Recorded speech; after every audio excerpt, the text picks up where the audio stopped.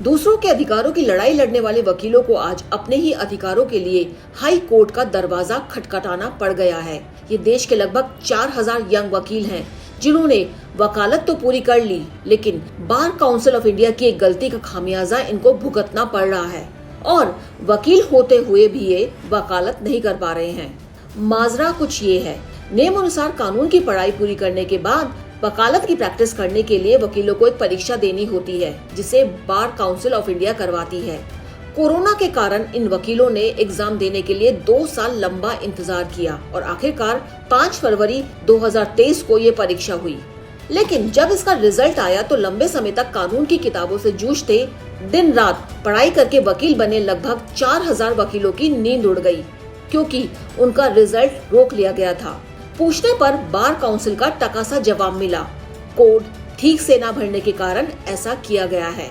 इन वकीलों का सीधा कहना है तकनीकी खराबी के कारण ऐसा हुआ, इसमें उनका कोई कसूर नहीं। सवाल यही है कि इतनी पढ़ाई करने के बाद ये वकील कुछ समय तक वकालत नहीं कर पाते तो अपने परिवार का गुजारा कैसे करेंगे। इनमें से बहुत से ऐसे हैं जिन पर उनके परिवार चलाने की जिम्मेदारी है।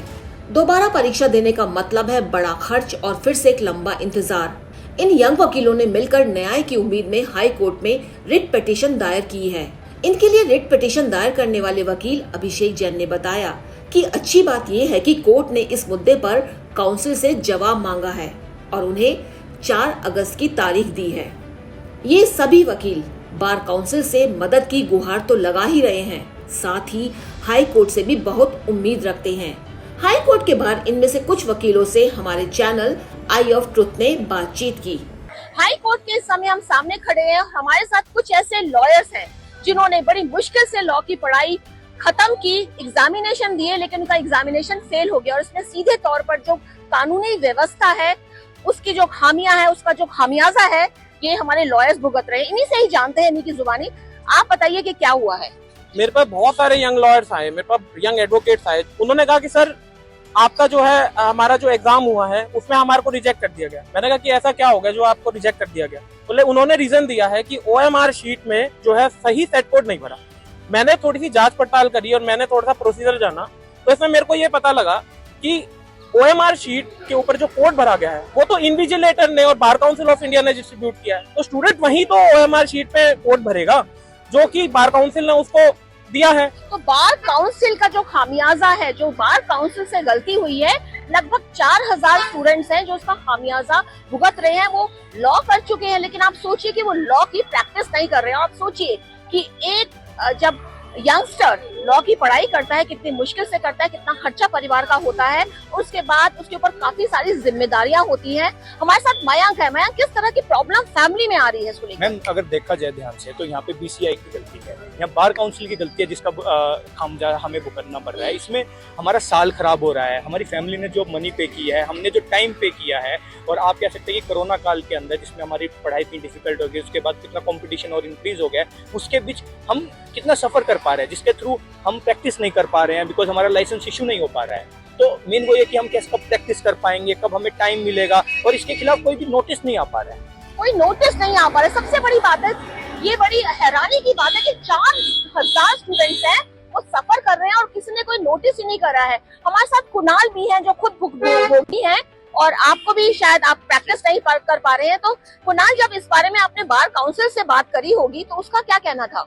जैसा कि अभिषेक ने बताया, जब बार काउंसिल को मैंने डायरेक्ट कांटेक्ट करा तो उन्होंने कहा कि आप रीचेकिंग के लिए डाल दीजिए। तो रीचेकिंग में डालने से क्या होगा कि वो सिर्फ पेपर जो है वो रीचेक करके देंगे, और जो ओएमआर शीट पे जो गलत क्यूसी सेट जो गलत भरा गया है वो सही नहीं होगा।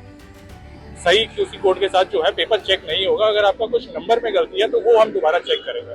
तो जैसे अभिषेक ये बता रहे हैं कि जिस तरह से आप प्रोसेस कर रहे हो, सपोज अगर आप हाई कोर्ट नहीं आते और आपको इस तरह से हाई कोर्ट नहीं सुनता तो किस तरह की प्रॉब्लम आती कि आपको दोबारा एग्जामिनेशन देना होता?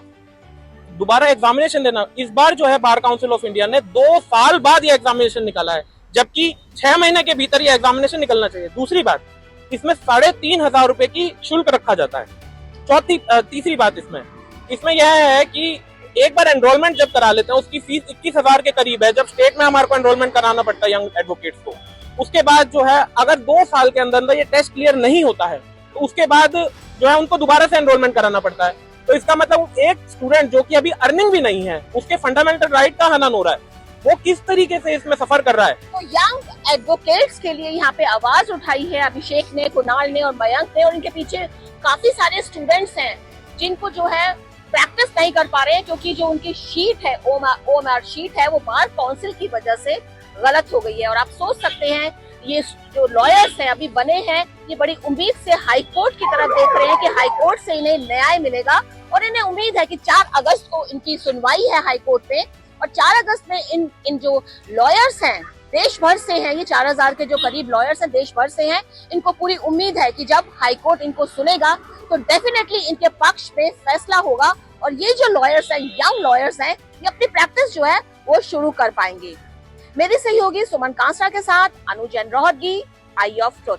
हमारे चैनल आई ऑफ ट्रुथ को सब्सक्राइब कीजिए YouTube पर, इसे फॉलो कीजिए Facebook पर, Instagram पर, Twitter पर और कू पर। हमारे चैनल के बारे में फीडबैक देने के लिए हमें मेल कीजिए ioftruth.6@gmail.com पर।